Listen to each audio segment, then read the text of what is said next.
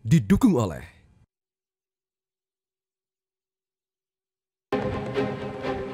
Terima kasih pemirsa, Anda masih bersama kami di Metro Pagi Prime Time. Pemprov Aceh kembali mengukuhkan eksistensi dalam kancah fashion muslim tanah air dengan menggelar Aceh Muslim Fashion Festival ketiga di Jakarta. Acara yang digelar pada tanggal 24 hingga 26 Mei 2024 itu bertujuan untuk mempromosikan karya seni dan juga UMKM kreatif Aceh, khususnya di industri fashion.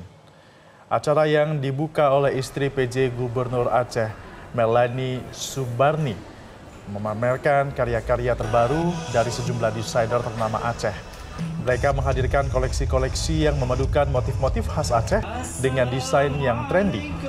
Melanie juga selaku ketua tim penggerak PKK Provinsi Aceh menyebut jika Aceh memiliki potensi besar sebagai pusat kreasi fashion unik dan inovatif karena kekayaan budaya dan tradisi yang dimilikinya.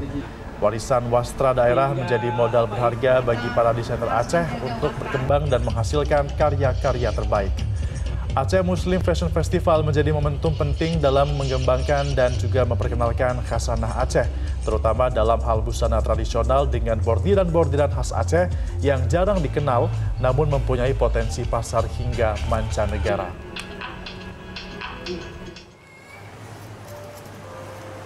Sementara di Banda Aceh, pameran UMKM yang digelar untuk mempromosikan produk lokal Aceh diramaikan dengan kehadiran sejumlah influencer dari Jakarta, salah satunya Thorik Halilintar. Thorik aktif berinteraksi dengan pengunjung dan memberikan tips tentang pentingnya mendukung produk lokal serta dengan cara memulai bisnis UMKM. Thorik juga mengapresiasi karya-karya anak muda Aceh dan mengajak anak muda Aceh untuk terus meningkatkan kreativitas dan karyanya dalam berbagai bidang, khususnya dalam pengembangan bisnis.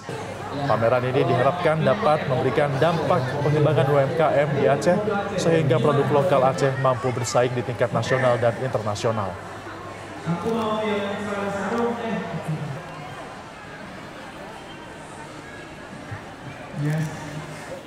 Jelajahi cara baru mendapatkan informasi. Download Metro TV Extend sekarang.